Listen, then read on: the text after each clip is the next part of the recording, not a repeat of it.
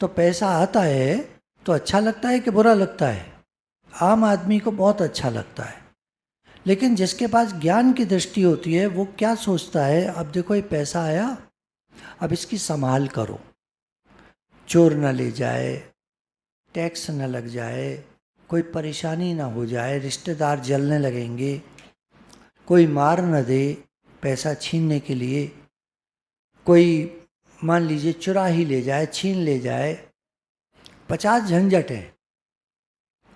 तो ज्ञान की दृष्टि है कि पैसा बस उतना ही हो जिसमें काम चल जाए, बस उसको जरा भी ज़्यादा पैसा नहीं चाहिए। ये ज्ञान की दृष्टि है।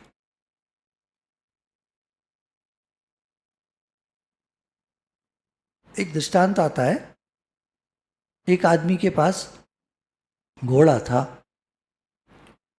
तो वो एक दिन ऐसा आया कि वो घोड़ा वहाँ से भाग गया। पड़ोसी आए, भाई मित्र तुम तो बहुत दुखी हो गए, तुम्हारा घोड़ा भाग गया। तो कहता है नहीं, सही तो है, घोड़ा भाग गया, उसके साथ 10 झंझट थे, वो झंझट भी चले गए, मैं अब ज़्यादा खुश हूँ। चांस की बात है 10 दिन बाद वो घोड़ा 10 घोड़ों को और लेकर आ गया। घोड़ा है, गया कहीं घोड़ों के झुंड में, वो अच्छा लगा उन घोड़ों को, वो उसके पीछे हो लिए, 10 घोड़े और आ गए। अब मित्र आए, जहाँ पड़ोसी, अरे भाई मित्र तुम्हारा घोड़ा तो 10 घोड़े और ले आया, हमने सुना।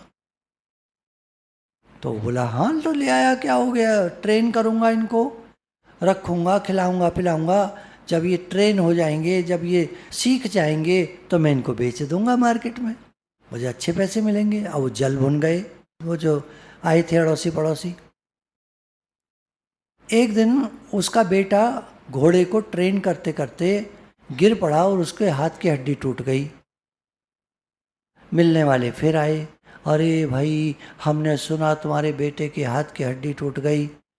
तो आदमी कहता है भगवान की जैसी मर्जी, क्या हो गया, हाथ की हड्डी टूट गई, ठीक हो जाएगी, क्या कर सकते हैं, भगवान की जैसी मर्जी। इतने में ही 2-4 दिन के अंदर जंग का ऐलान हो गया उस देश पर। पड़ोसी देश ने चढ़ाई कर दी।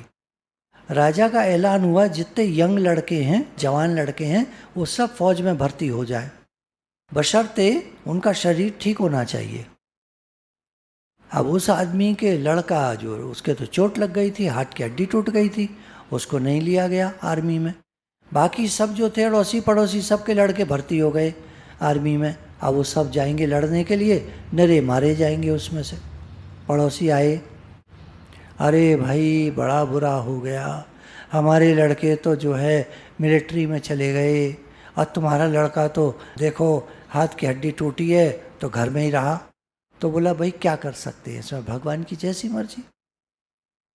तो उदाहरण का सिद्धांत ये है कि संसारी लोगों की बुद्धि उल्टी होती है, भगवान से मैच नहीं करती है।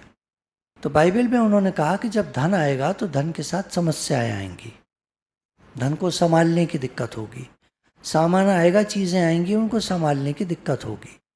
इसलिए किसी चीज़ की इच्छा मत करो, निष्कामी बनो, ऐसा बाइबल में कहा। फिर उन्होंने कहा तुम्हारी बीवी भाग जाए, तुम्हारी बीवी मर जाए, तुम्हें कैसा लगेगा? तो एक आम बात है, आदमी कहेगा बड़ा दुख होगा, बहुत दुख होगा हमें तो उन्होंने कहा दुख क्यों होगा, अब तुमको समय मिला भजन करने का। बीवी होती है घर में, चिड़ चिड़ सारा टाइम कुछ कुछ कुछ कुछ बोलती रहती है, ये काम कर दो, ये काम कर दो, अब ये ले आओ, अब वो ले आओ, अब मुझे ये चाहिए, अब मुझे वो, दिन भर बोलती है।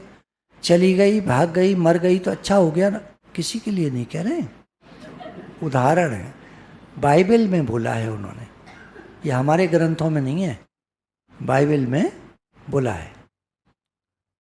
तो उन्होंने कहा तुम भजन करो, भाव को समझे, कोई हो व्यक्ति, किसी के लिए भी कहा है कि अगर कोई व्यक्ति चला जाए तो तुम भजन करो। उसमें ये भी लिखा है बेटा मर जाए तो कुछ नहीं, कोई बात नहीं, परेशान मत हो, भजन करो। तो इस तरह से लिखा है। तो ये जो बोल रहे थे, ये कह रहे थे कि पैसा आएगा तो साथ में दुख लाएगा। तो अम्मा जी ने कहा तुम्हें लगता है साथ में दुख लाएगा, या अंदर अंदर खुश होगे तुम कि पैसा आया? तो तो हाथी के दांत दिखाने की ओर, खाने की ओर। ये मुहावरा है, कहावत है। इसके हिसाब से आदमी कहता कुछ और है, सोचता कुछ और है। सत्संग में बैठ के कुछ बोलेगा, अंदर में कुछ और सोचेगा, बाहर जाएगा तो बुद्धि बिल्कुल फर्क होगी। तो यज्ञार्थ जीवन हो, सबके हित का जीवन हो, तो पैसा बहुत अच्छी चीज़ है।